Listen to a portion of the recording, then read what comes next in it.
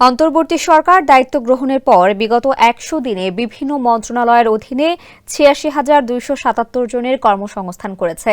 এমনটা জানিয়েছেন যুব ও ক্রীড়া মন্ত্রণালয়ের উপদেষ্টা আসিফ মাহমুদ সজীব ভুঁইয়া। রোববার যুব ও ক্রীড়া মন্ত্রণালয় এবং শ্রম ও কর্মসংস্থান মন্ত্রণালয়ের ১০০ দিনের কার্যক্রমের অগ্রগতি সংক্রান্ত সংবাদ সম্মেলনে তিনি এ তথ্য জানান।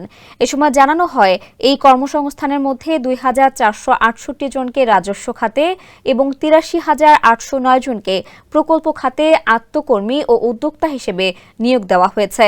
কর্মসংস্থানের এই উদ্যোগ বিভিন্ন মন্ত্রণালয়ের মাধ্যমে বাস্তবায়িত হয়েছে, যার মধ্যে উল্লেখযোগ্য ভূমিকা পালন করেছে যমুনা স্মার্ট রেফ্রিজারেটর, স্মার্ট লাইফে স্মার্ট রেফ্রিজারেটর।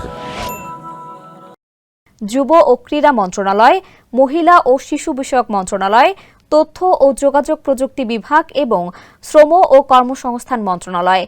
সংবাদ সম্মেলনে জানানো হয়, ২০২৪-২৫ অর্থ বছরে ২,৬৪,০৮০ জনকে প্রশিক্ষণ দেওয়ার লক্ষ্যমাত্রা নির্ধারণ করা হয়েছে, যার মধ্যে ১৯,৪৫২ জন প্রশিক্ষণ পেয়েছেন বিগত ১০০ দিনে। বর্তমানে ৫২,১১৫ জন এখনও প্রশিক্ষণরত। এছাড়া ট্রাফিক ব্যবস্থাপনা ও সামাজিক সচেতনতা বিষয়ে ৭১০ জনকে প্রশিক্ষণ দেওয়া হয়েছে এবং ২৩১ জনকে ট্রাফিক সহায়ক পুলিশ হিসেবে নিয়োগ দেওয়া হয়েছে।